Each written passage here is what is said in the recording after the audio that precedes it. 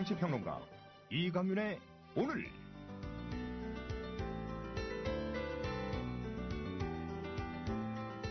안녕하십니까, 이강윤입니다. 1월 19일 월요일 시작합니다. 그가 권력자였다면, 금배지였다면, 또는 재벌이었다면, 최소한 그 흔해 빠진 선비사자 돌림이라도 되었다면 굶었겠는가? 저렇게 오래 굶었겠는가? 갈비뼈가 가죽을 찢고 나오도록 말라 죽어가겠는가? 아니, 애당초 피부치가 그토록 허망하게 죽었겠는가? 설령 죽었다 해도 100일이 넘도록 그 까닭을 모를 수 있겠는가? 차라리 그가 사람이 아니라, 가난한 사람이 아니라 도심 한 복판에서 말라 죽어가는 멸종 위기의 고래 한 마리였다면 40일이 다 되도록 그를 그냥 두었겠는가? 아, 가난한 사람은, 힘없는 사람은 고래만 또 못한가? 기어코 고래보다 먼저 멸종해야 하는가? 작가 남덕현 씨의 슬픔을 권함이라는 책에 실린 김영호라는 제목의 시입니다. 이미 덜어는 잊었고 대개는 잊어가고 있습니다. 세월호가 작년 여름에 철지난 해수욕장 같은 얘기입니까? 우리는 아직 그를 잊을 권리가 없습니다. 잠시 후 시작합니다. 여기는 아름다운 물의 도시 여수. 마음으로 보고 들으며 나만의 느낌표를 찾아간다. 몸과 마음이 쉬어가는 곳, 우리를 살맛나게 하는 곳, 아름다운 여수로 오세요. 삶이라는 여행이 더 행복해집니다. 포털 검색창에 여수시를 검색하세요.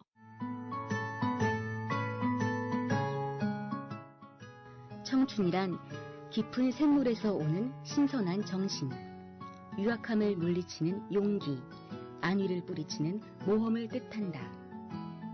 시인 사무엘 울만의 말입니다.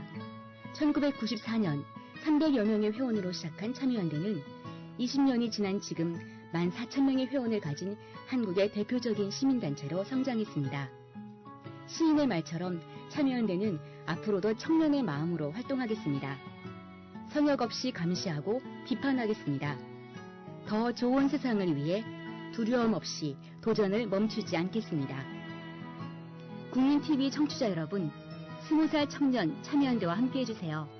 회원가입은 홈페이지 peoplepower21.org, 전화는 서울 723-5300번입니다. 시민의 힘으로 운영되는 단체, 참여연대는 정부 지원금을 받지 않습니다.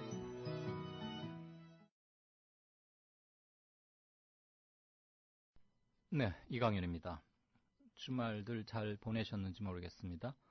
간밤에 서울을 비롯해서 아마 전국 대부분에 상당한 눈이 왔었는데 아침 출근하는데 지장은 없으셨는지 모르겠네요. 날수로는 닷새, 방송 횟수로는 3일, 4일째 만에 다시 뵙게 됐습니다. 많이 염려들 해주셔서 대충 보면 추스렸고요.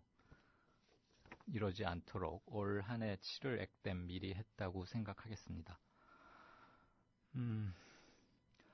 연말정산 이런 것 때문에 다시 또 민심이 좀 사나워지고 있습니다. 정치권 해법 모색한다는데 이따 뉴스 브리핑, 그리고 제가 진행할 행과 간에서도 좀 생각해 보겠습니다. 오늘 조금 평소와 순서를 바꿔서요. 진짜 모실 리얼미터 이택수 대표의 일정도 있고 해서 지금 바로 곧 시작하겠습니다. 그리고 오늘 개편과 함께 변현주 PD가 이강윤의 오늘 팀에 다시 복귀 합류했습니다. 예전에 같이 하기도 했죠. 초창기 멤버인데. 새 기분으로 심기일전해서 여러분 뵙도록 하겠습니다. 자, 진짜 인터뷰 바로 시작하죠. 이택수 대표 연결돼 있습니까? 네, 안녕하세요. 이택수입니다. 네, 안녕하세요. 반갑습니다. 네네. 조금 기다리셨죠? 제가 월요일이어서 청취자분들하고 짤막한 인사하느라고 좀 한 1분가량 지체하셨을 거예요. 네, 괜찮습니다. 네네. 네. 요즘 박근혜 대통령 여론조사 지지율들이 상당히 이게 그냥 허투루 볼 일이 아니다.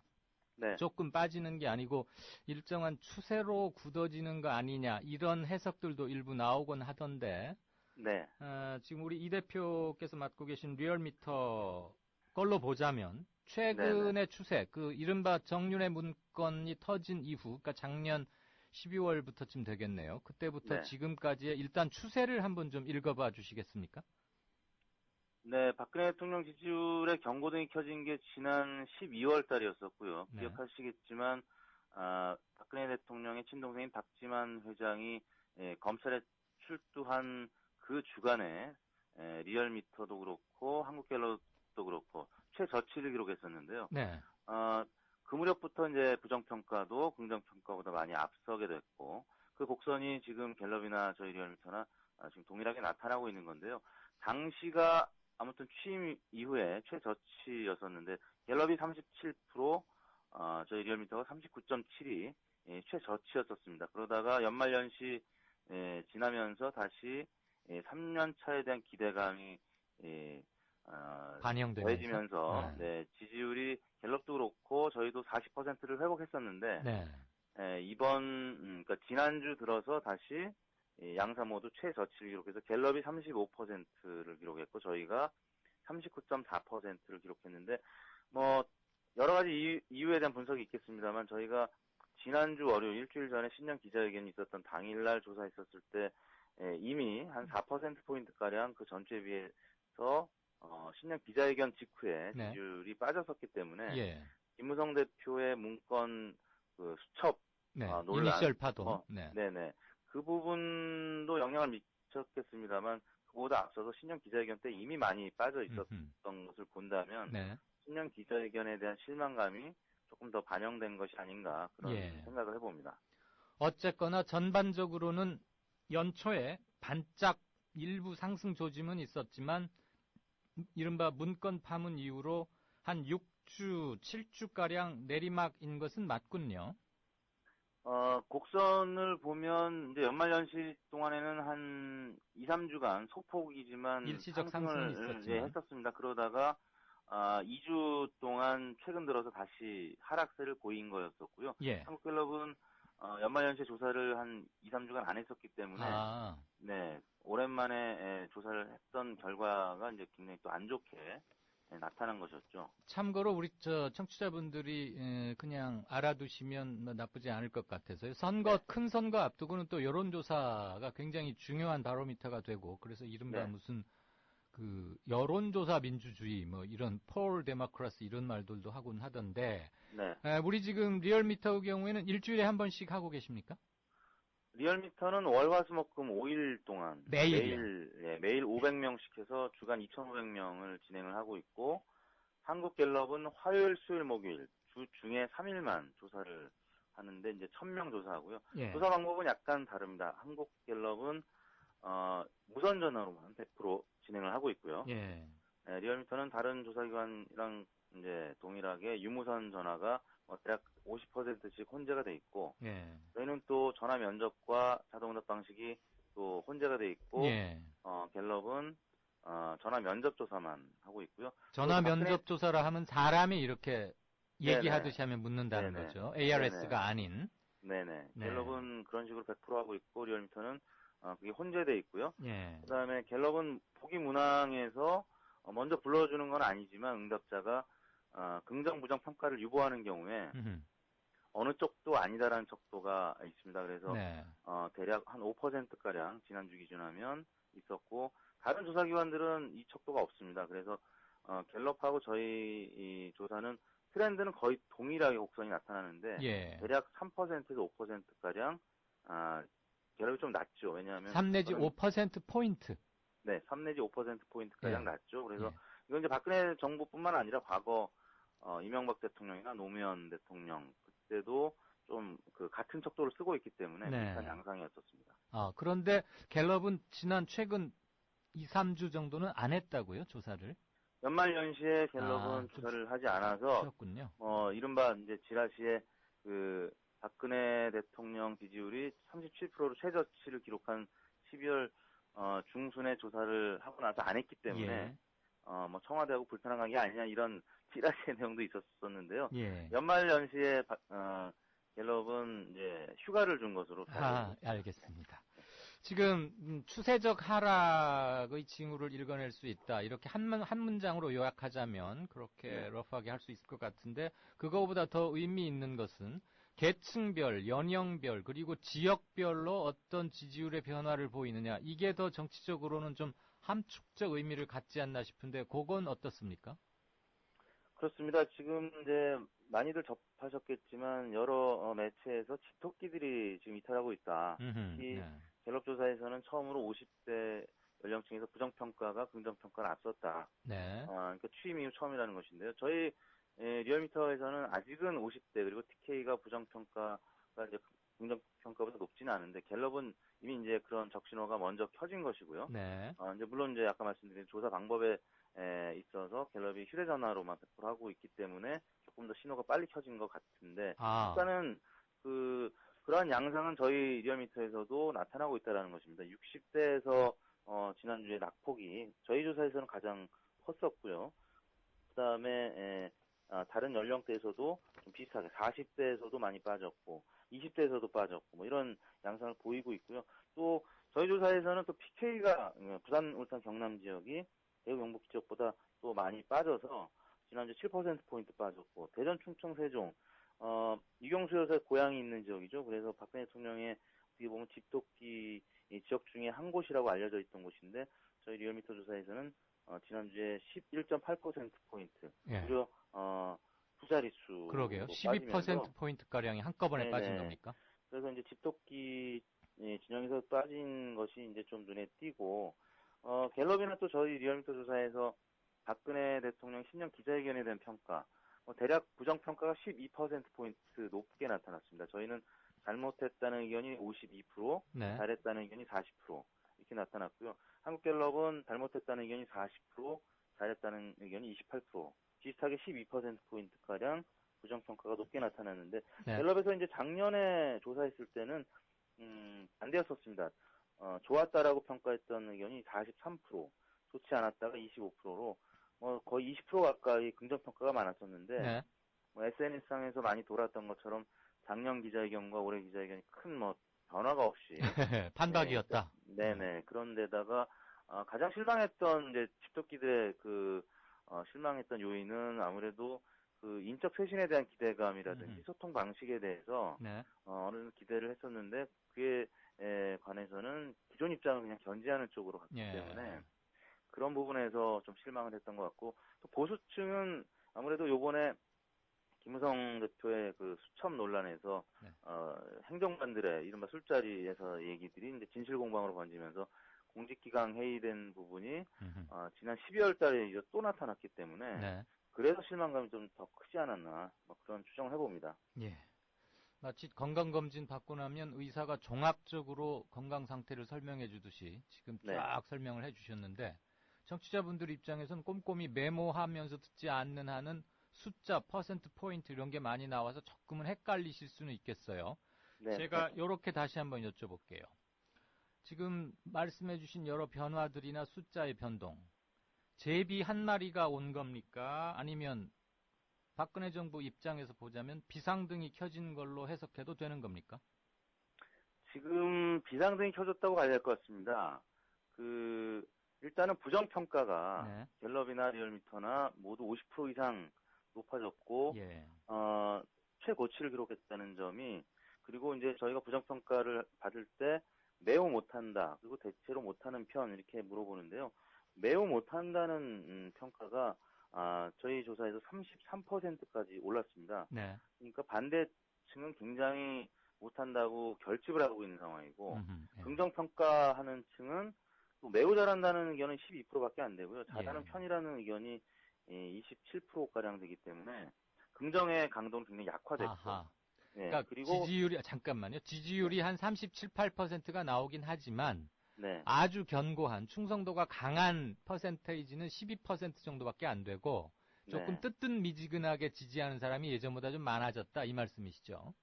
그렇죠. 예. 그리고 그 전체 긍정의 파이 자체도 40%대 중반에서 지금 8%, 갤럽은 35%로 떨어진 것이기 때문에 예. 전반적으로는 아무튼 굉장히 약화가 됐고 부정평가는 파이도 커졌지만 그 정도가 굉장히 매우 잘못한다라는 강도가 강해졌기 때문에 이게 단기적으로 끝나서 반등할 것 같지는 않다라는 거죠. 네. 그 조금 전에 설명해 주시면서 갤럽과 이제 리얼미터의 많은 그 차이점 이런 것들도 소상히 설명을 해 주셨는데 갤럽은 네. 핸드폰 무선 전화로만 조사를 해서 그런지 그러니까 50대나 뭐 TK 지역 이런 데서의 이탈 조짐 이런 신호가 좀 더 빨리 나타났다. 그리고 리얼미터에서도 그런 그 초기 징후가 보이기는 한다라는 언급이 있었거든요. 네네. 핸드폰으로 조사했을 때 그런 신호가 빨리 나타나는 무슨 기술적 이유 또는 그 특성이 응답자들의 특성과 관련이 있습니까? 뭐 흔히들 이제 주변에서 휴대전화를 안 쓰고 유선전화만 쓰는 어르신들하고 휴대전화도 쓰고 카톡을 쓰는 분들은 분명히 그 이념적인 스펙트럼이 차이가 있을 것으로 추론할 수 있습니다. 네. 굉장히 보수적인 분들은 아직도 집전화를 주로 쓰고 뭐 카카오톡이나 SNS 잘 안 쓰시는 분들이 많은데요. 예. 일단 한국갤럽은 뭐 어떤 그 연유로 핸드폰만 이제 조사를 하고 있는지는 제가 이제 담당자가 아니기 때문에 모르지만 예. 이제 많은 회사들은 유무선 전화를 쓰고 미국 갤럽도 유무선 혼용으로 하고 있는 것으로 알고 있습니다. 근데 제 이제 추정입니다만 갤럽은 과거에 이제 최시중 위원장이 거기 회장님으로 계셨기 때문에 오래전 얘기죠. 그리고 또 그 보수 매체가 굉장히 오랫동안 제휴를 했던 조사기관이기 때문에 조선일보하고 이렇게 네네 짝 조선일보 이뤄서 했었죠. 네네 그래서 그 아무래도 조금 다른 조사기관보다는 과거에 현재 야당에는 조금 박하고 여당에는 좀 후한 그런 지표들이 나왔었습니다. 그래서 그런 부분을 좀 이 조사기관 입장에서 하우스 이펙트를 이제 비표집 오차라고 하는데요. 비표식 오차. 비표집 오차. 표집 오차가 아닌. 네네네. 예, 비표집 오차를 좀 줄이고자. 이제 좀 매체에 대한 그런 그 보정을 한 것 같은데요. 일단은 뭐 그건 제 개인적인 추론이고요. 뭐 그런 차원에서 다소 다른 그 조사기관에 비해서 박근혜 대통령의 지지율이 약간은 이제 몇 퍼센트 포인트 가량 낮고 혹은 이런 박근혜 대통령에 대한 어떤 악재가 터졌을 때 지표가 좀 더 빨리 나타날 수 있다라는 것이고요. 그 50대나 TK 지역이 이제 가령 1000명 갤럽은 3일간 334명씩 조사를 하기 때문에 1000명 약간 넘습니다. 그래서 1000명인 경우에 50대나 대구 경북이 사실 100명에서 한 200명밖에 안 되기 때문에 한 주의 데이터가 이렇게 나왔다고 해서 사실 단정할 수는 없고요. 왜냐하면 100명, 200명의 표집 오차는 굉장히 더 크기 때문에 한 둘째 주, 셋째 주까지 계속 이어가서 추이를 봐야 될 것 같고 저희 리얼미터도 마찬가지입니다. 2,500명이긴 합니다만 대구 경북이나 뭐 부산 경남 50대, 60대 따로 인구를 보면 한 뭐 200명, 300명에 불과하기 때문에 계속 추이를 좀 봐야 이 부분이 집토끼가 진짜 지속적으로 이탈한 건지 아니면 일시적인 현상인지 파악할 수 있을 것 같습니다. 예. 근데 우리가 국 끓일 때 간을 본다고 솥에 있는 국을 다 먹어보지는 않지 않습니까? 그렇죠. 휘휘 잘 저어서 한 국자 떠서 조금 마셔보고 간을 측정하는 거니까 네네. 지역별 할당 인원이 몇십 명에 불과하다고 그 결과를 과소평가하거나 배척한다면 여론조사 자체를 할 필요가 없어지겠죠. 그렇죠. 자, 이제 지금 어제 오늘 뉴스 흐름은 아무래도 13월에 뭐 제 13번째 급여에서 13번째 세금으로 확 바뀌어버린 연말정산. 이게 봉급 생활자들에게는 상당히 민감하게 다가설 텐데 해당 인원은 한 205만 명쯤이라고 하죠. 3인 가족 기준으로 했을 때는 한 600만 명 정도가 이제 직접적 영향권 아래 놓이고 무엇보다도 돈을 많이 쌓아두고 있는 기업들한테는 별로 세금을 안 걷고 그러니까 법인세는 그대로 두고 개인들 소득세만 좀 올렸다. 이래서 조금 사나워지는 것 같아요.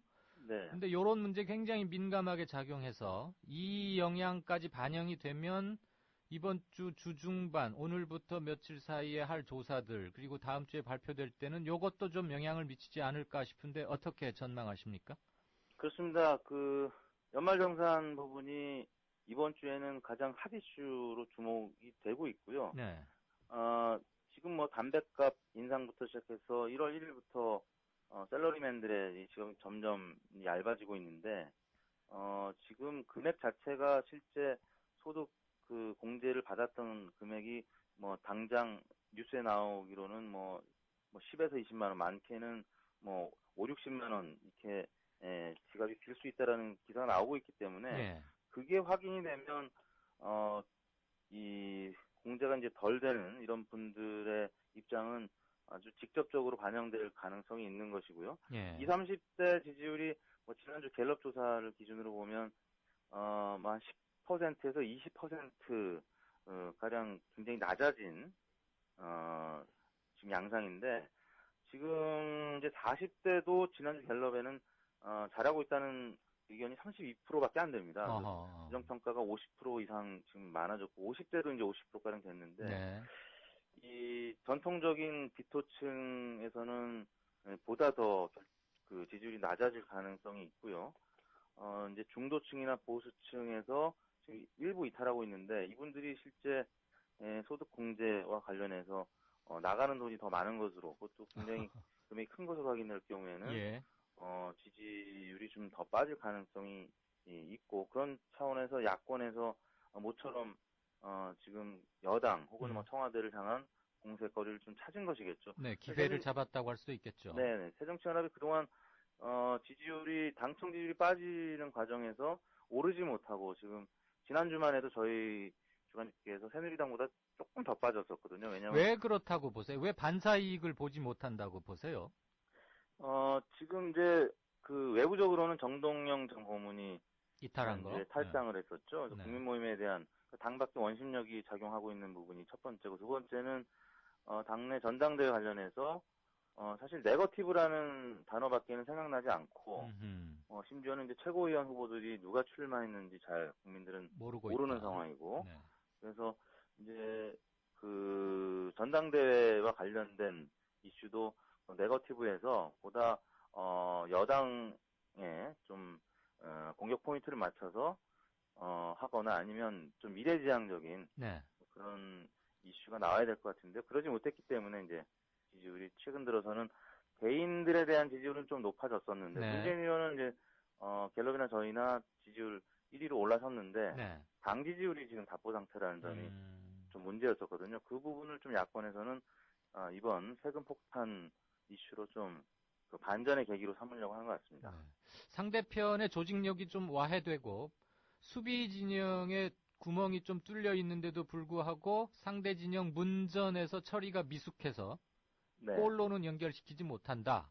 네네. 그리고 그냥 뭐라 그러죠? 멀리 하늘 높이 이렇게 뻥뻥 차대는 걸 똥볼이라 그러든가 그렇게 하니까 그러니까 패스는 굉장히 많고 골 점유율이 있어도 골을 넣어야 되는데 골을 못 넣었던 거죠. 킬링샷이 없으니까 객석에서는 이제 기대가 야유로 바뀔 수도 있겠다. 이런 네네. 얘기로도 해석이 가능하겠네요. 네. 지금 말씀을 조금 꺼내주셨는데 리얼미터 정당 지지도 보면은 물론 아직 창당 전입니다만 국민 모임이 신당을 만들겠다고 공언을 거의 한 상태니까 네. 혹시 예전에 안철수 신당 같은 것은 가정을 해서 조사를 한 것도 봤거든요, 저는. 네네. 그런데 지금 국민 모임을 정식으로 항목으로 넣지 않고 조사를 하시는 이유하고 그다음에 네. 지금 한 무당층이 여론조사 기관별로 조금씩은 다르게 나옵니다만 30% 안팎 정도가 아닌가 하는데 앞으로 이 파괴력이 어느 정도까지 커질 수 있을지를 좀 조심스럽지만 예측해 봐 주신다면요.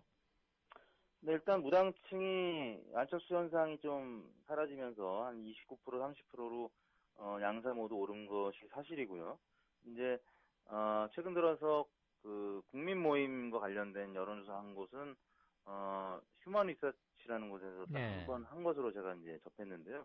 일단 당시에 이제 설문 구조를 보니까 국민의 눈물을 닦아주는 네. 국민 모임의 긴 설명어 중에 한 부분이죠. 그래서 국민의 눈물을 닦아주는 이런 표현이 있고 그런 정당이 만들어진다면 지지하시겠습니까? 물어보고 나서 이제 질문을 해서 이제 생각보다는 꽤 높은 지지율, 그러니까 20% 예. 가까운 지지율이 나왔더라고요. 근데 실질적으로 저희가 만약에 선생님께서는 다음 중 어느 정당을 지지하십니까? 라고 물어보고 국민모임에 대한 설명 없이 1번 새누리당, 2번 의석순으로 새정치연합 등등 물어본 다음에 그냥 국민모임 물어보면 사실 국민모임에 대한 설명이 없을 경우에는 국민모임의 인지도 굉장히 낮은 상황이기 때문에 지지율이 정동영 전 장관의 지지율이 대략 한 2%, 3% 정도 나오거든요. 개인 지지율이 말이죠. 네네. 개인 네. 지지율이 그렇게 나오기 때문에 국민 모임의 지지율이 거의 비슷하게 나올 가능성이 있습니다. 그래서 네. 저희가 이제 안철수 신당처럼 안철수 의원의 지지율이 당시에 20% 30% 이렇게 높게 나왔었을 때는 네. 새정치연합 당시에 민주당을 이제 위협할 수 있는 지경이 됐었기 때문에 여론조사기관들이 앞다퉈 이제 포함을 시켰었던 건데요. 네. 지금 정동영 전 장관의 지지율이 워낙 많이 약화돼 있었기 때문에 네. 예, 그래서 지금 조사기관들이 포함시켜봐야 큰 의미가 없을 것이다라고 이제 미뤄 짐작하는 거죠. 근데, 예, 그리고 예. 그 새로 뜰 정당이 정동영 개인당, 그 안철수당하고는 굉장히 개인이 차지하는 비중은 좀 다를 터이니까 지금 네네. 현재는 그것을 수치상으로 가늠하는 것은 큰 의미를 얻지 못할 수도 있겠다는 생각은 들긴 합니다. 네네. 마지막 질문 하나 여쭙죠. 우리 이 대표가 지금 올해로 여론조사 쭉 해오신 게 몇 년째시죠? 실례지만. 리얼미터는 2005년부터 시작을 10년이 했으니까 넘으셨네요, 훨씬. 10년 좀 넘었습니다. 그러면 우리나라에서 여론조사를 첫 도입한 그 바로 다음 세대에서는 아주 제일 앞서 나가서 쭉 해오신 분인데 본인의 사견을 포함하셔서요. 다른 분들의 네. 견해도 참고하셔도 좋고. 현재 박근혜 대통령의 지지율이 최대 만약에 빠진다면 어디까지 빠질 것이다. 이런 예측 혹시 한번 해보셨습니까? 아까 이제 매우 잘한다는 평가를 하는 분들이 이제 12%에 불과하다고 했는데요. 네. 일단 대체로 잘하는 편이다라고 느슨하게라도 지지를 하는 분들은 박근혜 대통령이 이제 대통령으로서 좀 잘 해주길 바라는 어떤 기대도 반영이 되어 있는 것이거든요. 예. 그래서 저희가 최근 들어서 2013년, 2014년 집권 1년차, 2년차를 평가해달라고 했었을 때 두 해 모두 만족한다는 의견이 합쳐보니까 36%로 나왔고요. 네. 두 해 다 만족 못한다는 의견이 36%, 거의 비슷한 동률로 나왔습니다. 그래서 무조건적으로 이제 지지하는 세력들이 대략 35%, 36%가량 된다고 저는 보고 있고요. 묻지마 지지층이 35 네. 정도다. 네. 네, 거기에는 이제 박정희 대통령이나 유경수 여사에 대한 향수가 반영된, 그러니까 선대 때로부터 받은 유산이 기본적으로 한 15%가량은 깔려 있고, 네. 나머지 박근혜 대통령 스스로의 자산이 합쳐져서 한 35%가량은 현재로서는 저항선이라고 이제 봐야 될 것 같고요. 네. 말씀드린 대로 대통령이 좀 잘 되기를 바라는 어떤 기대감이 여전히 반영되어 있는 거죠. 대통령이 잘 돼도 국가도 잘 되는 것이기 때문에. 네. 근데 이제 인사 문제라든지 소통 문제가 이제 이번 지지율 적시로가 켜진 이후에 좀 개선될 것이다라는 이제 일말의 기대를 하고 있는데, 만약에 그런 기대들이 점차 무너진다면 지지율이 횡보하거나 떨어질 가능성도 있는데요. 어디까지 떨어질 것 같아요? 글쎄요, 과거 MB 정부 때나 노무현 정부 때도 많게 떨어지면 20%대로 떨어지다가. 그런데 MB나 네. 말씀 도중에 미안합니다만 MB나 네. 노무현과는 달리 박근혜 대통령의 경우에 고정 지지층, 충성도 높은 지지층이 좀 더 많다, 이렇게 보는 게 정설 아닙니까? 그렇죠. 이제 그 이면에는 박정희 전 대통령에 대한 향수. 예, 평가가 여전히 좋기 때문에. 예. 그러니까 이제 노무현 대통령이 1위로 나온 여론조사는 어느 대통령을 가장 좋아하십니까라면 노무현 대통령이 가장 앞서게 나오고요. 네. 업적을 평가하는 질문으로 보면 박정희 전 대통령이 또 여전히 제일 높게 아마 나오고 있기 때문에. 재임 기간하고도 관련이 좀 있을 거예요. 네네. 그런 차원에서는 여전히 기대하고 있는 네. 심리가 남아 있는 거죠. 알겠습니다. 오늘 다른 방송 일정 때문에 저하고 인터뷰가 조금 길어져서 좀 바쁘실 터인데, 우리 청취자 한 분의 말씀만 전달만 해드릴게요. 네. 수호전사짱이라는 닉네임을 쓰시는 분이 5시 41분에 주신 글인데 여기 다 기록이 있습니다. 본인이 유선 전화를 한번 받았었답니다. 여론조사 기관으로부터. 네. 근데 아마 알긴 압니다. 저도 굉장히 마감에 쫓기고 여러 사람을 채워야 되니까. 그런데 네. 질문을 좀 대충 실망했다, 이런 말씀을 주셨네요. 이미 알고 계시겠지만 면접 조사원들에게 한 번 더 이런 뜻을 좀 전해주시죠. 네, 알겠습니다. 긴 시간 고맙습니다. 네, 수고하십시오. 네, 지금까지 진짜 인터뷰 리얼미터 여론조사기관 리얼미터의 이택수 대표였습니다. 미디어 협동조합을 아시나요? 우리는 정치 권력에 눈치 보지 않습니다. KBS, MBC와 달리. 다만 수만 조합원의 통제를 받습니다. 우리는 광고 자본에 의존하지 않습니다. SBS와 달리. 다만 수만 조합원의 조합비로 운영합니다. 우리는 사주가 한 사람이 아닙니다. 조중동 등 족벌 언론과 달리. 다만 수만 조합원이 주인입니다. 그래서 미디어 협동조합이 만드는 국민TV, 국민라디오, 국민TV 뉴스는 가장 순도 높은 뉴스를 선사하고 있습니다. 조합원으로 함께해 주십시오. 조합원 가입과 문의는 홈페이지 국민.tv 또는 서울 전화 3144-7737로 하시면 됩니다.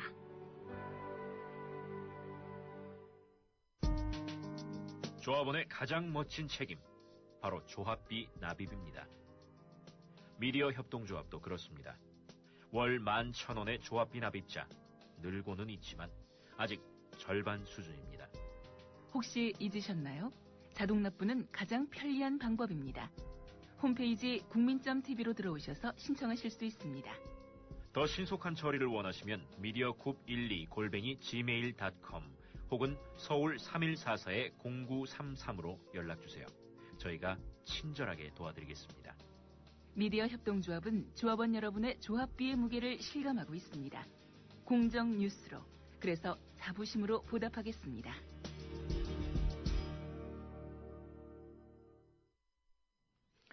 네, 6시 3분 들어왔습니다. 조금 인터뷰가 좀 길어졌는데요. 남은 시간을 좀 스피디하게 진행을 하죠. 뉴스 브리핑 듣겠습니다. 변현주 PD 어서 오십시오. 네, 안녕하세요. 안녕하세요. 자, 미혼 직장인들 그리고 다자녀 가정에도 13월의 세금 폭탄, 연말정산이 지금 연봉이 상대적으로 많은 쪽에만 문제가 되는 게 아니고 자꾸 이런 쪽으로도 얘기가 나오고 있네요. 네, 정부는 당초 소득세법 개정을 발표하면서 연봉 8천만 원 이하라면 세금이 거의 늘지 않고 연봉 3억 원 초과 근로자는 865만 원가량 늘어난다고 발표했습니다. 하지만 정부 발표와는 달리 연봉 8천만 원 이하에서도 세금이 늘고 특히 다자녀 가정과 미혼 직장인들, 월세 생활자들에게 세금 부담이 늘어난 것으로 드러나 직장인들이 강력하게 반발하는 등 논란이 일고 있습니다. 네. 우선 출산공제, 다자녀 공제 등이 폐지되면서 자녀가 많은 직장인들이 직격탄을 맞았는데요. 오늘 한국납세자연맹의 시뮬레이션 결과에 따르면 연봉 5천만 원 직장인의 6세 이하 자녀가 1명이면 올 연말정산 때 세금이 지난해보다 8,210원 줄어듭니다. 하지만 자녀가 2명이면 세금이 15만 6,790원 늘고 자녀가 3명이면 36만 4,880원이 증가하는 것으로 추정됐습니다. 또 출산공제도 크게 줄어서 지난해 자녀를 출산한 직장인의 연봉이 4천만 원이면 19만 3,080원, 연봉이 5천만 원이면 31만 760원, 연봉이 6천만 원이면 34만 3,750원씩 세부담이 증가하는 것으로 나타났습니다. 정부가 저출산 고령화를 우려하면서 출산을 장려하고 있지만 실제로는 다자녀 가구에 세금을 더 때리는 이율 배반적 행위를 하고 있는 셈입니다. 그러게요. 다둥이, 그래서 셋 이상 자녀에게는 많은 혜택 준다 그러더니 오히려 세금이 더 늘어나면 왜 이런 것들을 기본적으로 걸리지 못했는지 의아스러운데 그것뿐만이 아니고 미혼, 독신자들 세 부담도 생각보다 더 많아진다면서요?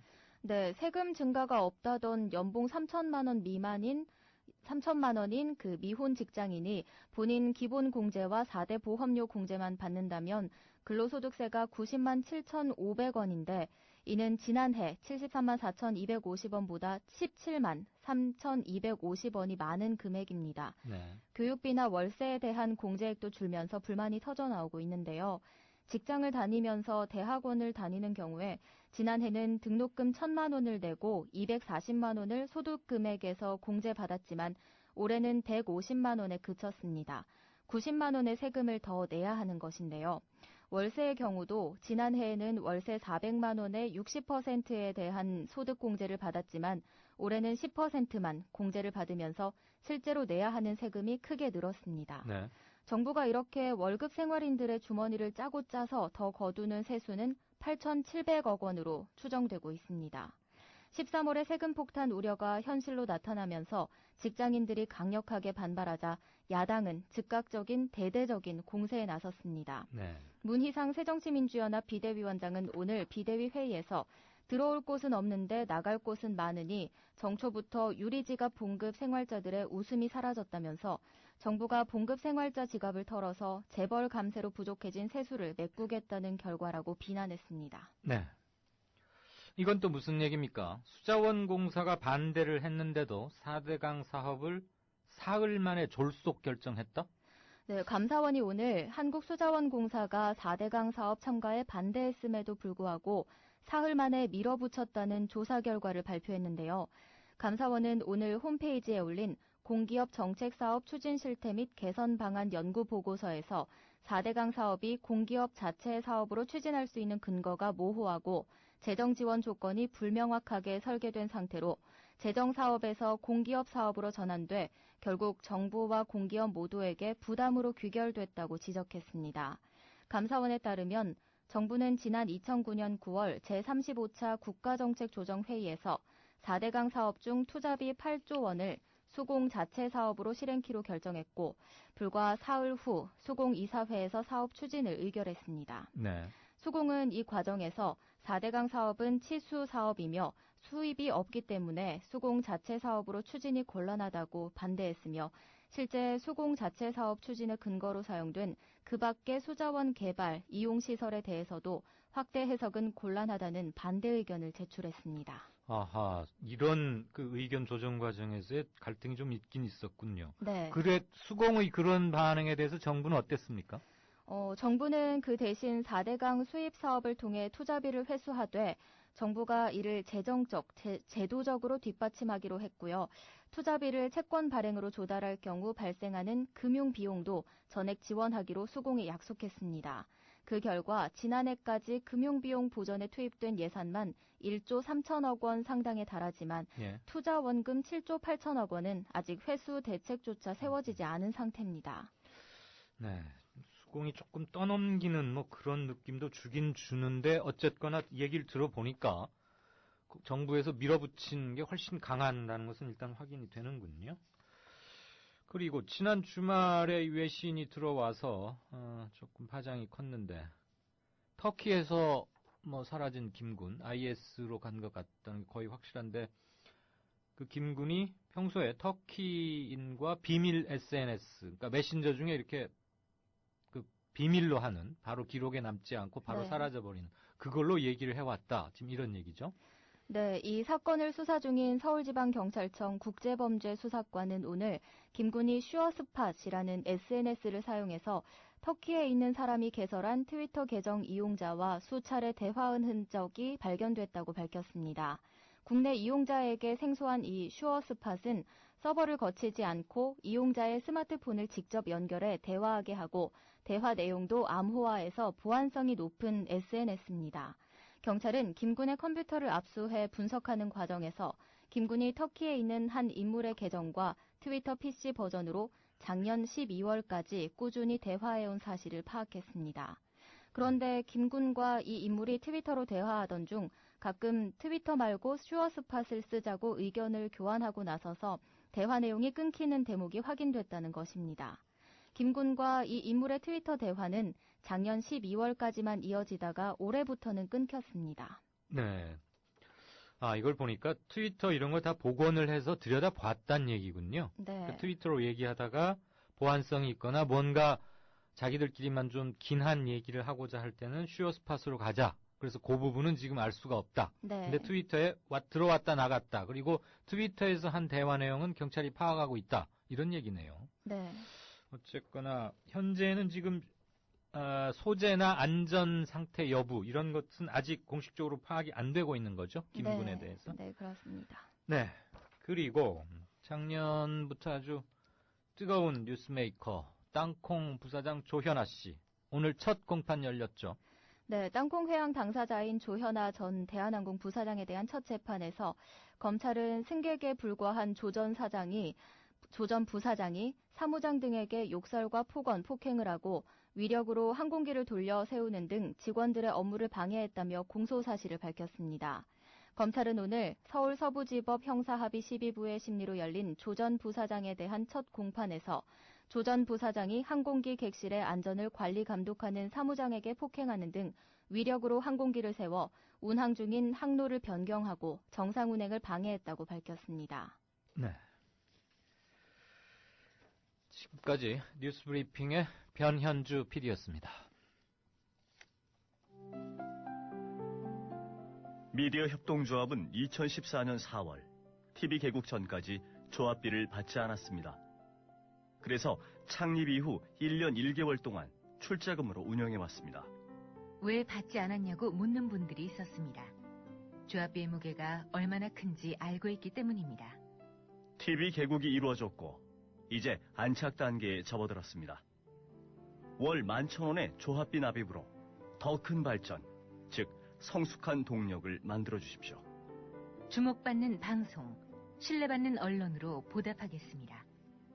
홈페이지 국민.tv, 서울전화 3144-7737 또는 이메일 mediacoup12@gmail.com으로 신청해 주세요.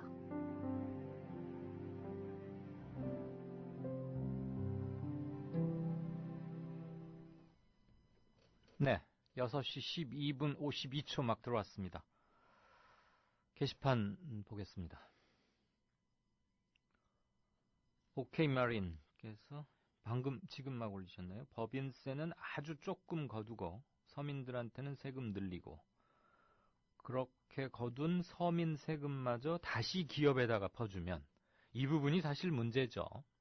엊그제 발표된 그 25조 플러스 알파 규모의 상당한 큰 돈인데 경제 살린다는 미목하에 지금 재벌들 LG, SK, 삼성 이 세 군데서 오랜 시간 동안 민원이었던 거 많이 들어준 결과 아니겠습니까? 이따가 뭐 행간에서도 다시 좀 짚어보긴 하겠습니다만 그렇게 간다는 거죠. 실은 지금 돈이 기업에서 가계와 시장으로 많이 흘러나와야 되는데 그래서 내수 기반이 강화되어야 되는데 대단히 잘못 가고 있다. 이게 지금 피부로 확인이 되는 그래서 이게 간단치 않아 보입니다. 이 이슈가. 그러니까 지금 오케이머리님 말씀에 따르면 그렇게 거둔 서민 세금이 다시 기업으로 결국은 가게 되는 거니까 기업은 세금을 거의 안 내는 거나 다름없는 거 아니냐. 왜냐하면 MB 때 법인세를 많이 내려줘서 지금 그대로 변동 없이 되고 있으니까 법인들로 봐서는 세금 부담이 하나도 없는 거죠. 그러니까 전혀 안 낸다는 뜻이 아니고 증세가 없었다는 얘기죠. 그렇습니다. 그 부분 아주 중요한 물길의 흐름을 아주 잘 짚어주셨군요. 고맙습니다. 우리 이강윤의 오늘 청취자분들 자주 들으시는 분들 중에 아주 자타가 공인하는 경제 전문가시죠. 워렌 버핏 67조님. 간접세가 직접세보다 많은 조세 왜곡, 이게 아주 심각하다는 거고. 부등호로 이렇게 표시를 해줬네요. 부가세가 제일 많고 그 다음 소득세, 그 다음이 기업 법인세다 이거죠. 그래서 조세 형평성과 소득 재분배에 심각한 왜곡이 초래되고 있다. 재벌과 부자들 감세해준 거 메우려고 중산층과 서민층에게 세금을 더 거뒀다. 당연한 거고. 부가세, 그 다음 소득세, 그 다음이 법인세라는 말이죠. 네. 사랑맘님. 아유, 너무 칭찬을. 사랑맘님을 비롯해서 많은 여러분들께서 제 부실한 제가 3일 동안 방송 못하다가 오늘 다시 복귀한 걸 염려해 주시고 격려해 주셔서 대단히 감사합니다. 오늘 어느 청취자분께서 국물도 없수다님. 그분 뭘로 이름 바꾸셨죠? 그분께서 뭐라 그러죠? 목에 좋다고 모과에다가 이렇게 생강? 이것을 점인 액즙이라고 합니까? 국물님의 자당 어르신께서 연세도 좀 상당하실 텐데 직접 연세를 여쭤보진 못했지만 자당 어르신이 이렇게 직접 담가주신 것을 유리병에 담아서 오셔가지고 제가 몸둘 바를 몰랐습니다. 잘 마시고 있습니다. 아무튼 굳건히 잘 지키겠습니다. 그 여론조사 아까 이택수 대표하고 얘기하면서 새롭게 변화된 것 위주로 좀 하자라고 어느 분께서 견해를 주셨었어요. 네, 물론 뉴스 가치로 따지면 당연히 그게 맞습니다. 그런데 우리가 여론조사에 대해서는 좀 소상히 한번 들어둘 필요도 있다는 거겠죠. 기관별로 어떤 특성이 있고 유선전화와 무선전화 결합 방식과 어느 한쪽만 썼을 때, 그 다음에 기계가 말을 하는 ARS로 전화가 걸려왔을 때와 이렇게 사람이 물었을 때의 설문에 응하는 사람들의 반응의 양태 이런 것에 따라서도 미세한 차이가 나타난다고 하거든요. 물론 직업에 따라서 또는 이전에 개인적 관심사가 있어서 이미 알고 계신 분도 있을 것이고 모르는 분도 계셔서 차제에 한번 좀 들어놓자는 의미에서 물었으니까요. 그 점은 그렇게 이해를 해주셨으면 좋겠습니다. 바람의 자유님께서 그렇게 써주셨군요. 찬섭반님 얘기 듣고 다음 코너 정가 산책 진행하겠습니다. 법인세는 늘리지 않고 소득세와 간접세만 늘리는 정부의 세수 확보 과정 보고 있자니까 아주 열불이 나시는 모양입니다. 네, 조금 있다가 행간에서 함께 더 짚어보겠습니다. 이강윤의 오늘, 이제는 정가 산책으로 함께합니다. 정치권 동향, 생생하게 풀어드릴 분은요. 네, 한국일보 양정대 기자 안녕하세요. 여보세요? 안 들리십니까? 양정대 기자. 예, 잘 들립니다. 안녕하세요. 예, 안녕하세요. 오랜만인데요. 네. 저하고 할 때는 늘 양정대 타임으로 뭐 전화 끊기고 막 그렇게 하더니 딴 분하고 할 때는 그런 거 하나도 없었다면서요? 예. 그러니까 결과적으로 보면요. 아니 뭐 제 타임이 아니고 이강윤 타임인 것 같아요. 아하, 또 사태의 본질을 바꾸지 마시고요. 앞으로 잘 지켜보겠습니다. 맞습니까? 자, 요즘 새누리당 개파 갈등의 당청 간 이상기류 이것까지 겹쳐가지고 시끌시끌한데 네네. 친박계의 좌장이자 제일 대표 선수죠. 서청원 최고위원 행보 어떤 점을 주목해야 합니까? 일단 서 대표 서청원 역할론이라고 해야 될까요? 네. 지금 여권 내에서 이 서청원 의원이 좀 역할을 해야 할 때가 됐다. 뭐 이런 얘기들이 꽤 많이 나옵니다. 이게 이제 단순히 친박계에서만 나오는 게 아니고요. 예.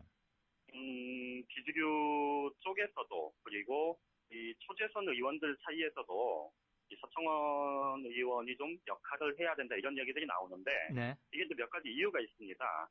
우선 서청원 의원이 뭐 최근 들어서는 좀 박근혜 대통령하고 이렇게 적극적으로 이렇게 코드를 맞추는 얘기들을 많이 하고 있잖아요. 예.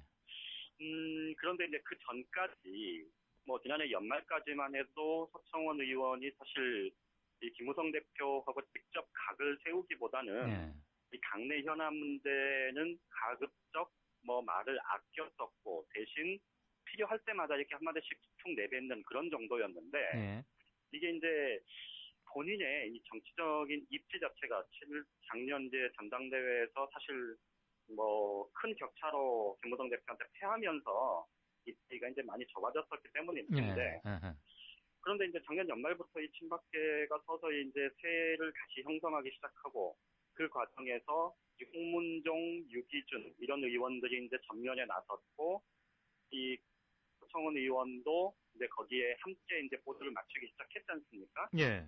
그런데 사실 서청원 의원 같은 경우는 기본적으로 이제 이 7.4 전당대회 작년 전당대 패배 후에 사실 개인의 정치적인 목표를 이 내년 총선 출마 그리고 이 내년 총선에서 20대 이제 국회에 입성한 후에 사실 국회의장을 한번 하는 걸로 본인의 정치적 목표를 지금 맞춰놓은 상태입니다. 그러다 보니까 사실은 이 본인이 뭐 이런저런 얘기를 하더라도 비주류하고 이렇게 각을 뭐 아주 크게 세우거나 그럴 상황은 아닌 것 같고요. 그러니까 두루두루 좀 친하게 지내놔야 국회의장 그거 나왔을 때 표 얻는다 이 말이죠. 지난번에 황우여 대표 의원이 정의와 의원한테 크게 뒤졌던 거 이런 거 생각해 보면 뭐 그럴 수 있겠죠. 그리고 또 서청원 의원의 기본적인 정치 스타일 자체가 이 대화, 타협 뭐 이런 것들이 굉장히 능숙한 그런 성격이다. 뭐 이런 것들을 지금 초대선 의원들도 좀 감안을 하는 것 같은데. 근데 이제 더 좀 역할론에 좀 힘이 실리는 건 이겁니다. 최근에 이제 아베 총리 만나고 왔잖아요. 네. 사실상 뭐 그 한일 의원연맹 회장 자격으로 가긴 했지만 이 박근혜 대통령의 메시지를 전달했을 거다. 이런 얘기들이 많이 나오고 있고. 또 그 작년 이제 12월 19일 날 이 서청원 의원을 비롯한 이 친박계 중진 7명이 이제 박근혜 대통령하고 청와대 비공개 만찬을 하는 자리에서 이 청와대 그 친박계 중진들이 이제 정무장관 부하를 건의를 했다고 하는데 이 얘기 후에 박근혜 대통령이 신년 기자회견을 하면서 이 특보단 구성문들을 얘기했지 않습니까?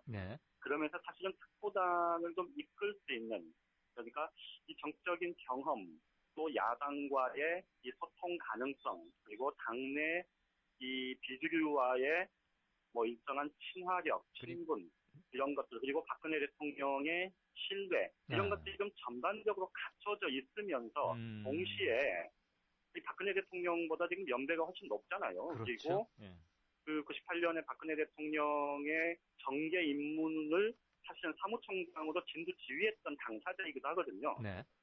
그래서 서청원 의원이 박근혜 대통령의 신뢰 속에서도 일정하게 이 정치권의 쓴소리 여론을 전달해 줄 수 있는 지금으로 보자면 이 박근혜 대통령의 대통령 만들기의 1등 공신 중에 한 그룹이었던 이른바 원로 7인의 그룹이 사실상 지금 유명무실해진 상태에서는 그나마 좀 여권 내에서 역할을 해줄 수 있는 사람이 서청원 말고 누가 있겠느냐. 사령관격으로는 서 의원이 제일 거의 유일무이하다 이 말씀이네요. 그렇죠. 뭐 그런 지금 분위기가 꽤 많이 지금 형성이 되고 있는 겁니다. 그러면 그러다 보면은 김무성 대표하고 자꾸만 부딪힐 수밖에 없는 거 아니겠어요? 그 부분에 대한 얘기는 사실은 좀 서 대표의 주변 사람들 얘기를 들어보면요.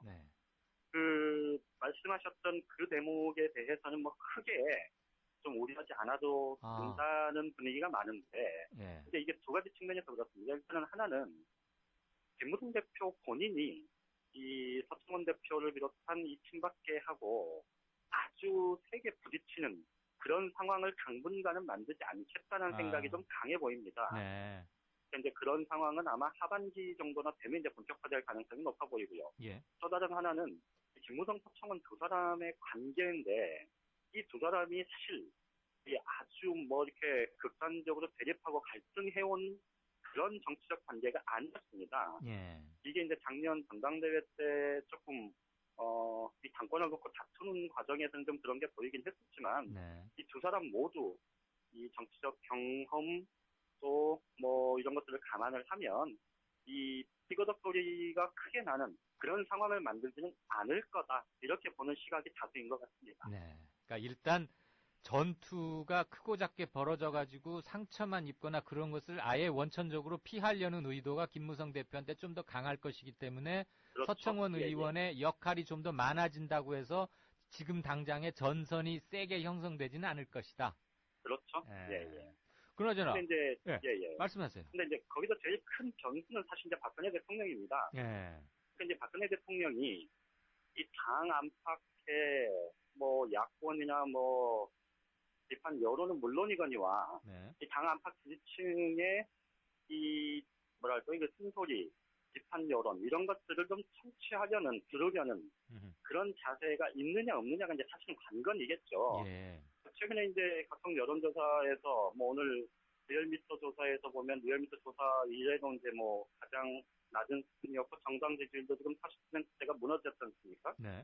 이런 것들을 보면 전반적으로 지금 한 11, 10년 기자회견 이후에 사실은 이 여론의 흐름이 굉장히 싸늘하게 지금 돌아서고 있는 상황이라면 뭔가 이렇게 좀 가시적인 조치 어떤 식으로든 이게 이제 최소한 이런 거 아니겠습니까? 그러니까 뭔가 문제가 있다라고 지적을 하는데 설령 그 지적이 달갑지 않고, 네. 결국 자기 의사, 자기 뜻대로 하더라도, 사실 듣는 척이라도 해야, 이 지적하는 사람들 입장에서는 화가 덜 나는 거죠. 예. 그러니까 오늘 새누리당의 중진 의원이 그런 표현을 쓰던데, 이 주말에 이 지역구에 가서 예. 이 어르신들, 특히 이제 젊은 사람들뿐만 아니고 어르신들을 만났는데, 이 예. 영남 사람인데, 영남 출신 의원인데, 전형적인 적이네. 영남의 이 의원이 어르신들. 그렇게 얘기를 하더라고요. 예. 어른들이, 지역에 갔더니 어른들이, 아니, 좀 말을 하면 좀 듣는 척이라도 하라고 해라. 이런 얘기를 했다는 겁니다. 예. 그러니까 그게 갖는 의미가 있을 텐데, 예. 이거를 이제 청와대가 어떻게 모양새를 갖춰서 좀 진용을 짤 거냐, 그리고 서 의원의 역할론이 지금 여권 내에서 이렇게 커져가는 상황을 어떻게 적절히 활용할 거냐, 예. 이건 이제 박근혜 대통령한테 달린 거죠. 예. 우리 양 기자님은 어렸을 때 서울에서 자라셨어요? 아니요. 아, 그러면 아실 수도 있겠네. 지금 나이 좀 연세 지긋하신 분이 약간 짜증스럽게 그거 좀 듣는 척이라도 해라. 이 말은 상당히 그 짜증의 강도가 많이 묻어 있는 거거든요, 실은. 그렇죠. 예. 저는 그 시골 어른들이 네. 많이 쓰시는 말인데. 제가 애가 하나 있는데, 예. 제 아들이 지금 10살, 이제 11살 됐는데요. 예. 저한테도 그런 얘기를 가끔씩 해요. 그래요?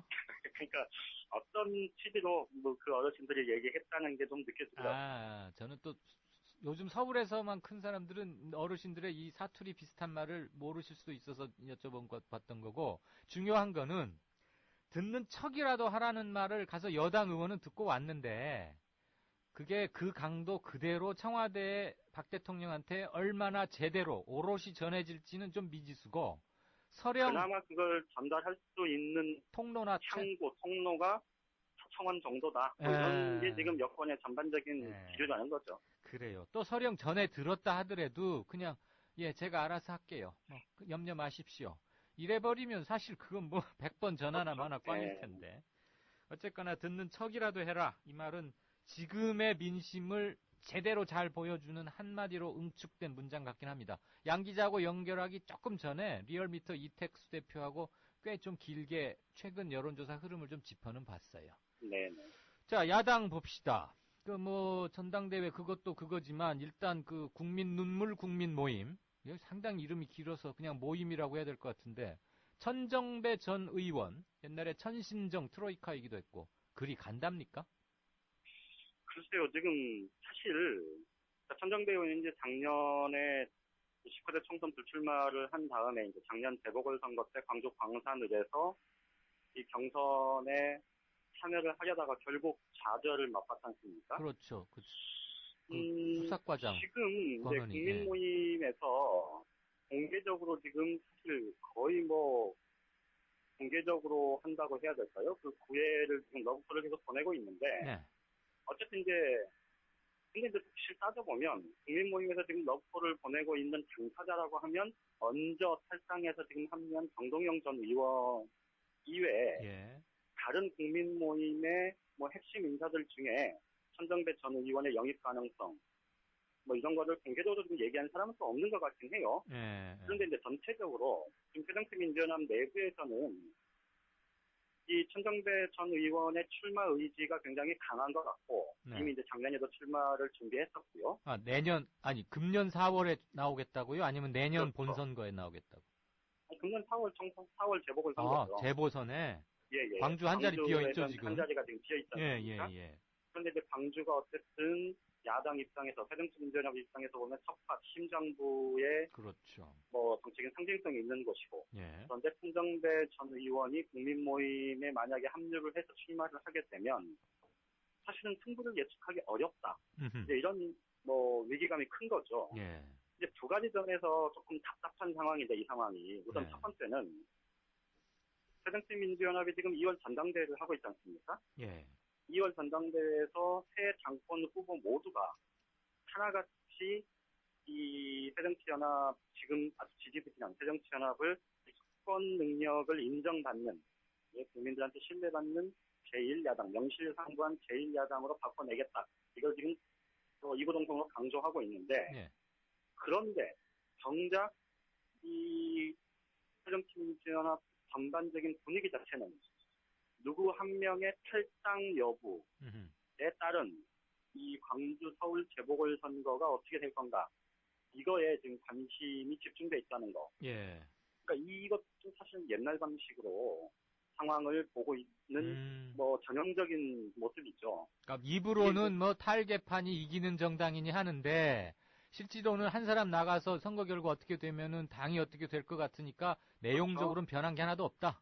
그렇죠. 그리고 이제 또 다른 하나는 천정배 전 의원 본인에 대한 문제인데요. 네. 천정배 전 의원은 자신의 거취 문제가 논란이 되는 것에 대해서 내 거취는 2월 8일 전당대회 이후 당의 상황을 보고 결정하겠다. 이렇게 얘기를 하고 있단 말이죠. 그러니까 뭐 이거는 뭐 본인의 생각이 100% 이렇다라고 뭐 제가 부정적일 수는 없지만 해석을 해보면 18 전당대회에서 어쨌든 새 지도부가 들어선 다음에 내가 공천 못 받을 것 같으면 나 출당할 수도 있어. 그렇죠. 그 소리네요. 협박이죠. 예. 그러니까 이게 과연 뭐라 그럴까요? 그 중진급인데 또 뭐 정청 무게감 이런 것들을 감안을 했을 때 천정배 전 의원이 지금 이미 이제 3선 의원 3선인가요? 4선인가요? 장관을 역임한 3선이죠. 네, 그 정도 정적인 무게를 갖고 있는 이 정치인이 그 말은 좀 과연 이런 행보를 하는 게 맞는 거냐? 이런 의문도 드는 거고요. 그래서 야권의 전반적인 모습 자체가 전당대회를 한참 하고 있는 와중에도 결국 비춰지는 모습은 이 국민들한테 전혀 신뢰, 감동과는 거리가 먼 모습이다. 이게 지금 천정배 전 의원의 거취 문제를 둘러싼 논란 속에서 충분히 읽히고도 남는다. 이런 말씀을 드립니다. 그 비교적 중진급의 한 정치인의 거취뿐만이 아니라 포장지를 뜯고 보니까 그 안에는 여러 가지로 해석될 매듭들이 이렇게 묶여 있는 거군요. 그나저나 누가 당권을 잡게 되느냐에 따라서 내가 탈당할 수도 있고 그냥 앉을 수도 있다는 말을 지금 하는 것은 속마음이 어떨지 몰라도 그걸 이렇게 기자들에게 얘기하고 하는 것은 상당히 좀 문제가 있는 게 아닌가 싶긴 합니다. 그러니까 예를 들면 이런 거죠. 그러니까 대중적 진보 정당을 국민 모임이 표방을 하고 있고 내가 봤을 때 지금 우리 야권은 이렇게 재편되는 게 맞다라는 생각이 자기 생각이 분명하면 지금 나가야지 거죠. 만약에 나갈 거면 그렇죠. 합류하는 거죠. 그렇죠. 이게 설령 이제 명분은 그렇게 세워질지라도 정동영 전 의원처럼 내가 여기 있다가는 공천 못 받을 것 같다는 뭐 정치적인 계산을 했을지라도 명분은 충분히 내세울 수 있는 상황인데 나중에 이제 2월 8일 전당대회 이후에 당내에서 이제 4월 재보는 공천 문제가 이제 적극적으로 본격적으로 논의되는 과정에서 내가 공천 못 받을 것 같은 그런 분위기가 형성되면 그때서야 명분 내세워서 나가겠다고 하면 사실은 좀 모양새가 굉장히 우습죠. 그럼요.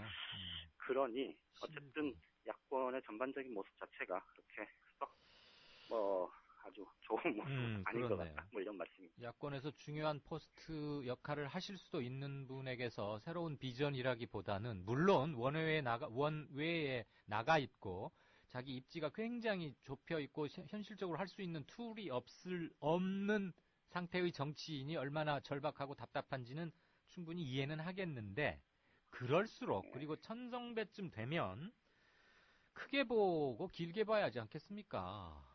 그럴 저기가 됐는데 무엇보다도 명분을 잃고 나면 참 야당 정치인은 만회하기가 쉽지 않겠건만 의외입니다. 관악도 조금 뭐 문제가 된다면서요? 서울 관악. 지금 오늘 제가 조국 교수하고 다른 일로 잠깐 의견 교류를 할 뭐가 있었는데 노발대발 하더라고요. 한겨레만 빼고 나머지 신문들이 다 자기 출마 가능성으로 썼는데 자기는 한겨레를 제외한 어떤 기자한테도 전화를 받은 적이 없다. 그러면서 막 나한테 화를 내던데요. 왜 당신의 후배라는 기자들은 왜 취재원하고 전화도 안 하고 기사 쓰는 게 버릇이 돼 있냐고. 선배들이 그래서 그런 거 아니냐고 막. 그래서 아니라고 그러는데 막 페이스북에다가도 쓰시고 그걸 봤는데요. 지금이야 이제 여러 가능성들을 올려놓고 다 보는 거기 때문에 그거야 기자들이 통화를 안 한 기자들은 게으른 기자들이 있고 어쨌든 여러 가지 가능성들을 다 지금 놓고 이제 보는 거겠죠. 예. 그럼 4월 재보선이 3자리밖에는 안 되지만 정치적 함의, 그 함축하는 의미는 꽤 커질 것 같아요. 세 군데에 비해서는. 특히 이제 어차피 정치적인 상황들이 여러 가지로 벌어져 있으니까 예. 말씀하셨듯이 규모에 비해서는 이 정치적인 의미가 커질 가능성은 꽤 높아졌다 이렇게 보는 게 맞을 것 같습니다. 예. 여당의 반응이나 어떤 수를 낼지도 재밌고 또 참 그 국민 모임에서 후보를 어떻게 내는지도 그렇고. 그러나 오랜만에 통화하니까 기쁘고 좋습니다. 그런데 양정대 타임 없어졌네요. 글쎄요, 전화가 그런 것 같습니다. 예, 잘 들었습니다. 예, 고맙습니다. 네, 정가산책 지금까지 한국일보 정치부의 양정대 차장이었습니다. 새정치민주연합이 진짜 시대를 앞서가기에는 조금 한계가 있는 마인드를 가지고 있지 않나 하는 생각이 듭니다. 다 옛날 사람들입니다, 저희들이. 저를 포함해서. 이렇게 가지고 어떻게 20대 표를 끌어들이겠습니까? 어떻게 수권 정당이 되겠습니까? 20대, 30대의 표를 끌어야 됩니다. 그러려면 그 사람들의 생각을 반영할 수 있는 또 그 사람들과 사고방식이 유사한 그런 젊은 사람들이 사실은 여기 들어와야 됩니다. 정책자문위원단의 숫자를 좀 늘리더라고. 노중청 3개월 분명히 하십시오. 이거 전부 다 노입니다, 여기. 중도 없습니다. 중년도 없어요. 그런데 60대 이상 아닙니까? 새누리당이 이긴 게 뭡니까, 대선에서? 이준석, 손수조 같은 사람을 무슨 위원으로 초청을 해놓으니까 젊은 사람들이 거기 관심을 갖게 되고 그렇게 해서 그들의 의사를 제대로 전달하는 통로 역할을 했는지 그건 모르겠어요. 그러나 적어도 20, 30대가 우리들의 의견도 반영될 수 있는 정당이로구나라는 생각을 갖도록 여기 다시 확대를 할 필요가 있다고 생각합니다.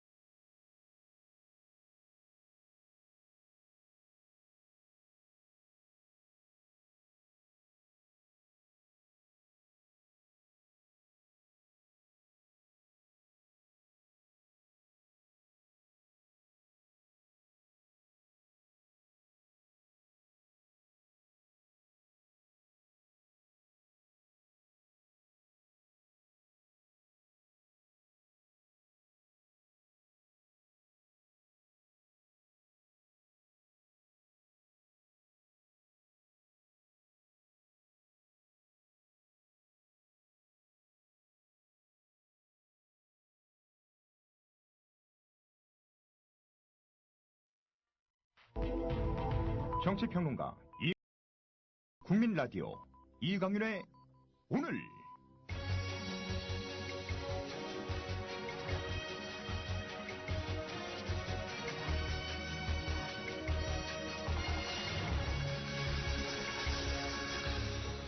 이강윤의 예리한 시각.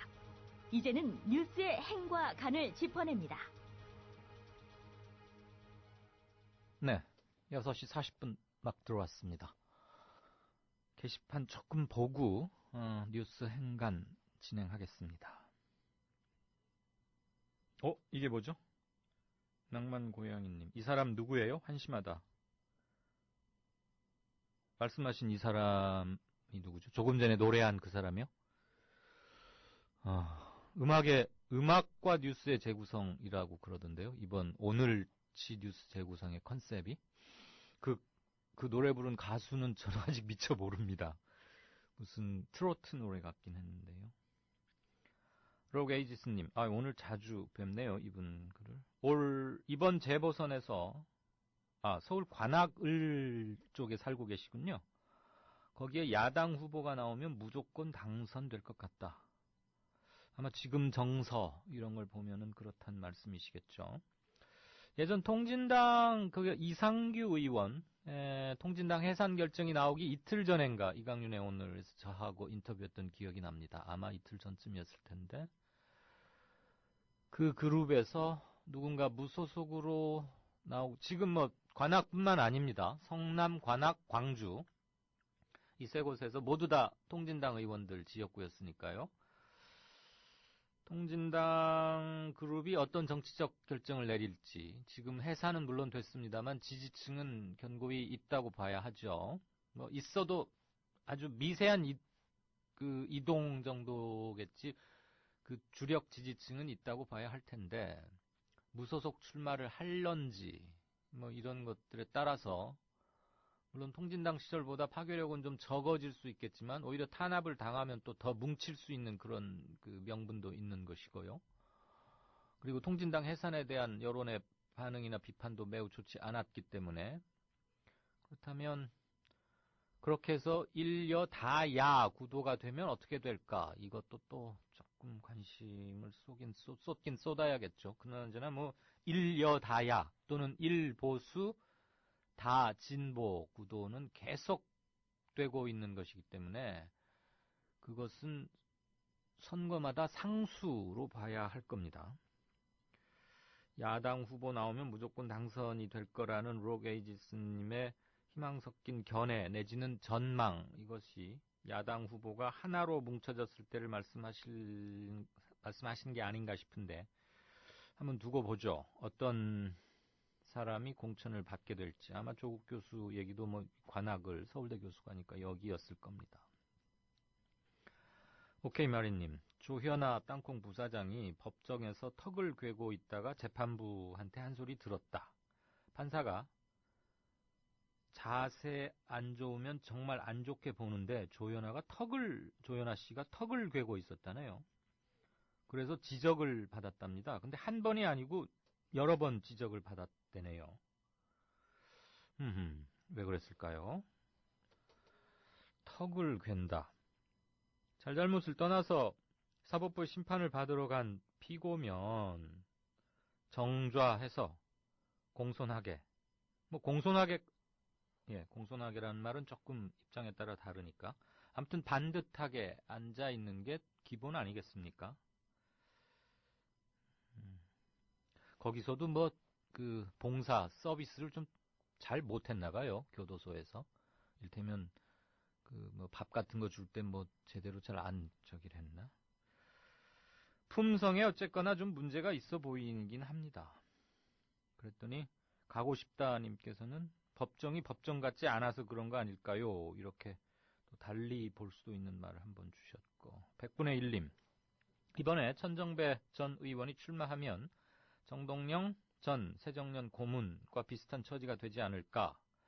나올 자리 안 나올 자리 가리지 못하고 탐을 내면은 자칫 망신만 당할 것이다.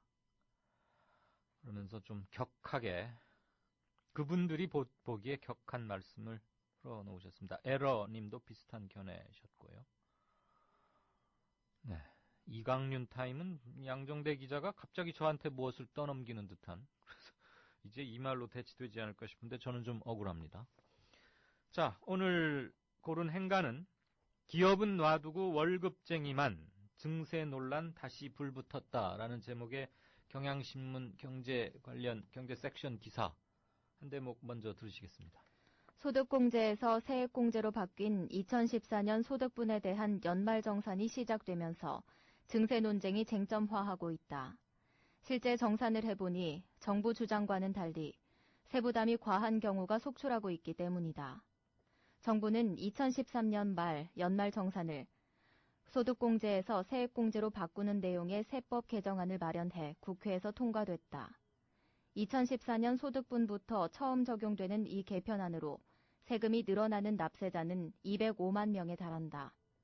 저소득층의 부담은 줄어들고 연소득 5,500만 원에서 7천만 원 이하는 세금이 소폭 늘어나는 것으로 설계됐다고 하지만 경우에 따라서는 30만 원에서 40만 원의 세금을 더 내는 사례가 적지 않을 것으로 예상된다. 부양 가족 수와 각종 공제가 개인마다 다르기 때문이다. 2013년 당시 정부는 연봉 3,450만 원부터 세금이 증가하도록 세법 개정안을 냈다가 여론의 반발에 밀려 연봉 5,500만 원 이상부터 세금이 늘어나도록 재설계했다. 정부는 2014년 소득분 연말정산을 통해 더 거둘 수 있는 세수를 8,600억 원 정도로 추정하고 있다. 네. 앞에 뉴스 브리핑에서도 들으셨지만 결국 문제는 법인세입니다. 여러분 지금 직장 고정급여, 월급여 생활을 하고 계시는 분은 제가 굳이 말씀드리지 않아도 너무 잘 아시겠지만 소득세법을 개정한 지 1년이 넘도록 법인세는 전혀 손대지 않았죠. 지금 앞에 낭독한 부분에서도 들으셨지만 2년 전에도 여론 반발이 심했었는데 그 이유는 소득세부터 먼저 올려서 야, 이건 증세의 방향이 잘못됐다. 왜 이렇게 하느냐? 그때도 제기됐던 겁니다.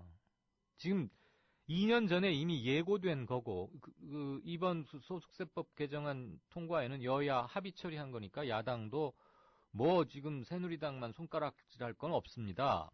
같이 한 거니까요. 이게 날치기 처리된 법안은 아니거든요. 정확히 시뮬레이션을 못했거나 또는 심각성을 몰랐거나 또는 정부 추계 발표를 그냥 무비판적으로 들었겠죠.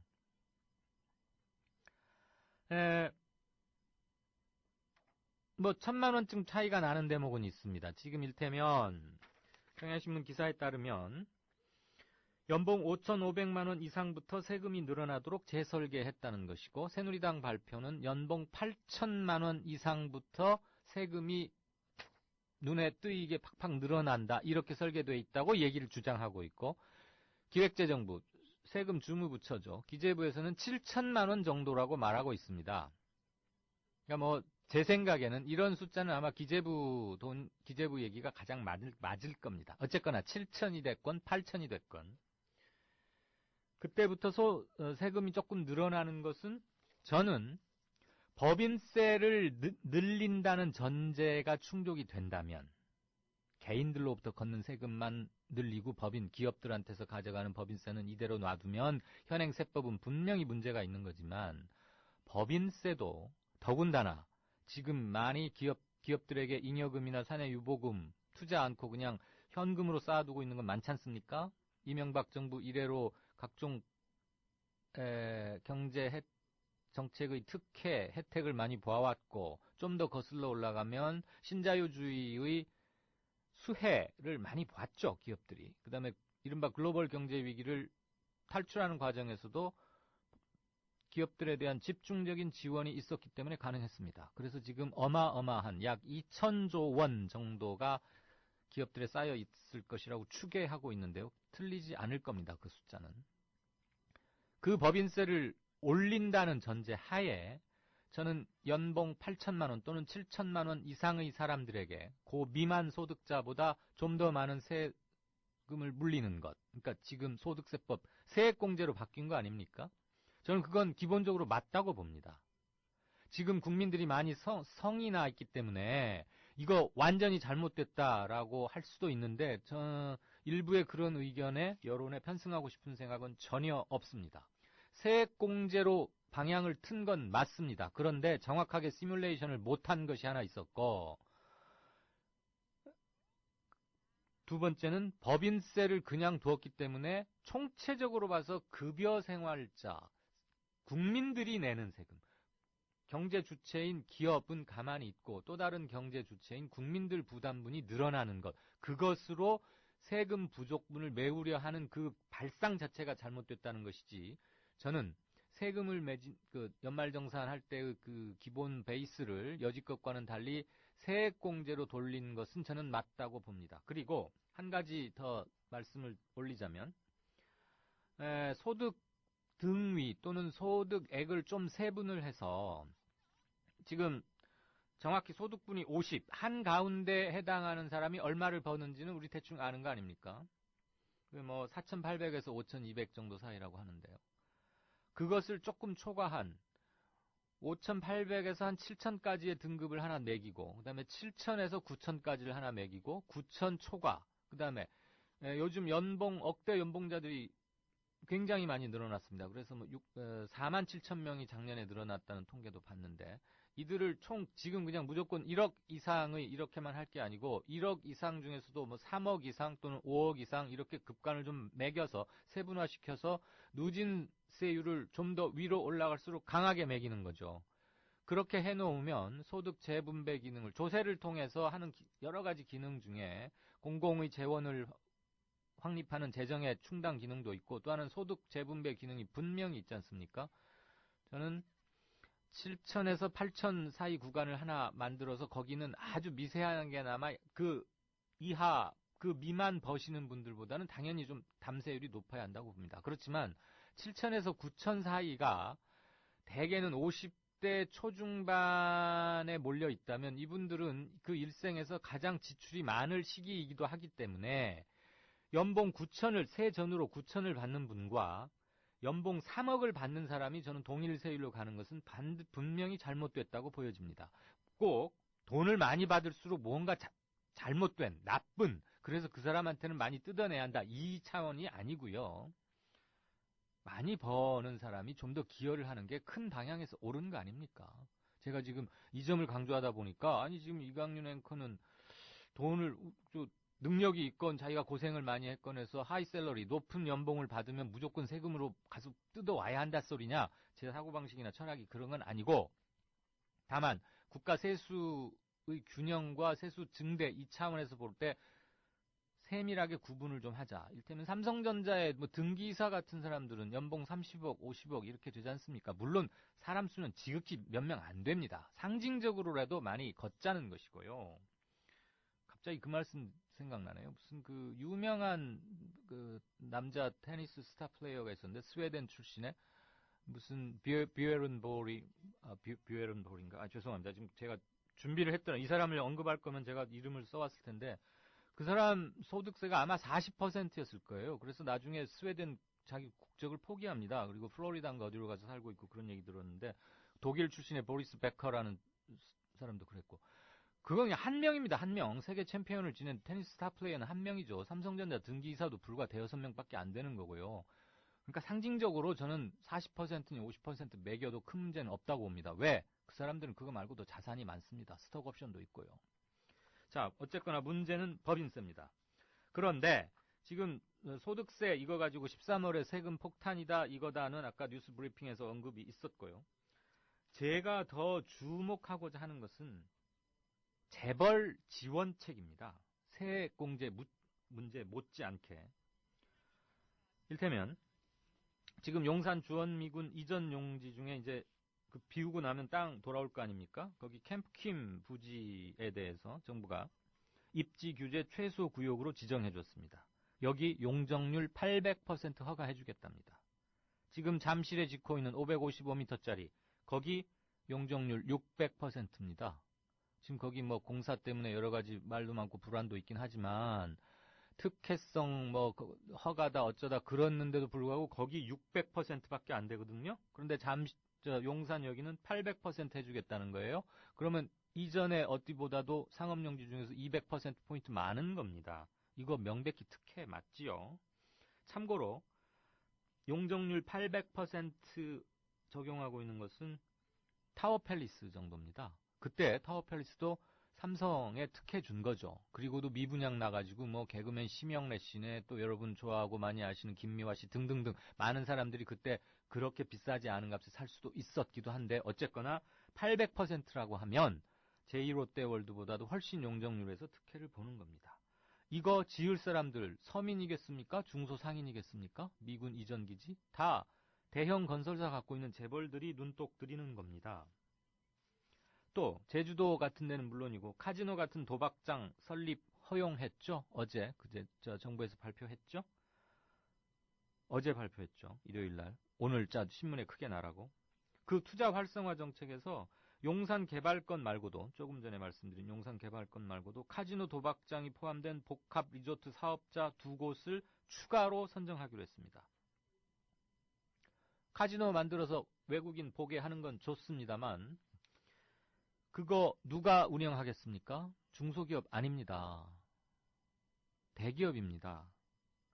그 사람 대기업들 이렇게 지원해주면서 기업으로부터 세금 걷지 않고 있습니다. 소득 있는 곳에 세금 있어야 합니다. 그게 조세의 형평이고 민주의 기본입니다. 뉴스 행간이었습니다.